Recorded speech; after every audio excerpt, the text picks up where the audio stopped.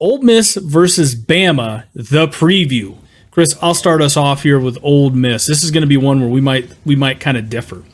I mean, dude, this matchup, this is the one I'm most excited about this week, probably. Right? Ole Miss is 3-0, and guess what, Chris? Have won all three of those games by at least 17 plus points. Woo! Let's say that stat for you guys again. Every game they've won it by 17 points. Now, most impressive win was the Tulane, where they were without quarterback Michael Pratt. If he plays, the game might have gone a different way. I digress. Defensively, Ole Miss ranks 66th in the country in total defense, which is good considering the fact that USF, who's ranked 98th in the country, allowed only 17 points to Bama. And they also have Pete Golding, the former Alabama Crimson Tide defensive coordinator, who might have something up his sleeve for this one. So it'll be really interesting to see how that matchup plays out right there. Offensively, Jackson Dart is getting it done, dude. He's got over 1,000 total yards and 9 touchdowns throughout those 3 games. He also leads the team in rushing, and all-world sophomore running back Quinshon Judkins is close with 150 yards and 4 touchdowns. Here's the thing, Chris. Bama's defense is, they're still pretty stout. So the big thing is going to be, can Ole Miss score 30-plus points to guarantee a victory over the Crimson Tide? Love your take there on the Rebs, man. Talk a little bit about Alabama here. I'm not gonna take a ton of time. If you guys saw my short about Bama a couple days ago in the trash, kind of where they belong currently. But I'll say this: Alabama is 2-1, right? I'm not even going to talk about their Week 1 win against Middle Tennessee State. We could talk about the loss, against Texas at home by 10. It was ugly. We talked about it enough over here on the show.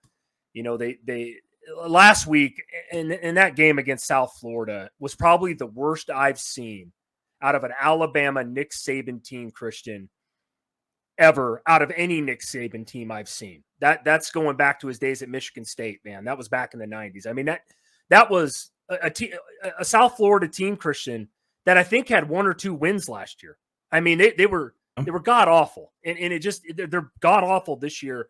It was an ugly game. I know they rolled out Tyler Buckner. They benched Milroe, and then Buckner couldn't get it done. They brought in the sophomore Simpson. He looked just as bad. It was just Nick Saban doesn't look like he knows what the hell he's doing. And that's about all I could say about Alabama's offense. And by the way, Alabama's offense, Christian, get this stat, is almost 90th in the country in total offense. How can we say that about a Nick Saban-led team? That's amazing. That's insane to me. Moving forward here with Alabama, though, if they want to win this game, they got to figure out some sort of way to move the ball. Obviously, the quarterback situation is not good. They don't have anybody that's going to push the ball down the field. Well, then run the goddamn ball, right? They don't have anybody. There's no Jahmyr Gibbs. There's no Brian Robinson Jr. There's none of these guys. I don't know what they're doing and how they don't have a running back. It's almost as amazing to me that they don't have a running back as they don't have a quarterback right now or a wide receiver. So here's my thing, though. They're going to have to, if they want to win this game after looking the way they did last week against South Florida, get some pressure on Jackson Dart, right? Jackson Dart's been lighting it up. Let's admit it. He's looked. You touched on his stats, Christian. He's looked great. Ole Miss did beat a Tulane team that was rated in a pretty decent fashion, especially in the fourth quarter there. If I'm Alabama and everybody told me about murder ball off season, you might want to start running the ball to keep the ball out of Ole Miss's hands. That's kind of my strategy if I was the coach and what I've seen so far on the field from Alabama to give yourself a shot in this game, Christian. Christian, I want to know your prediction. This is what it comes down to. We've been smiling about this one all week. Who you got, buddy, in Ole Miss versus Alabama?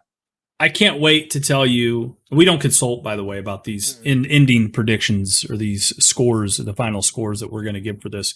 But I guarantee you we probably might be right on here with this one, Chris. Give me Bama 21, Ole Miss 34. Whoa! We are not correct in this one. And this is crazy to me because I wanted to hear your thoughts because I've been thinking about this all week, right? And I had to talk about Bama in this segment and I've been harping on him all off season. Lane Kiffin hasn't proven to me that he can beat a ranked team. I think his best win is against Tulane a couple weeks ago. I know Christian's looking around in the room thinking this guy's a fucking goon. But no, I give me Alabama at home, 28, Ole Miss 27. I know it's tough to comprehend. I understand that. But until I see it out of Lane Kiffin, Christian, and Ole Miss, I'll believe it. I'll hop on the official Lane train, as you say.